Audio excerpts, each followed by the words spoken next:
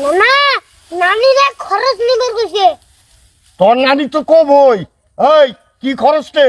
1 KG কইলা, half KG কাঁচামরিচ, 1 KG তেল, 1 কেজি আলু, আর একটা ফেল আপনি শুনো। হ্যাঁ না তোমার কি যে না ও না না হ্যাঁ না না মনে অজ্ঞান হয়ে গেছে।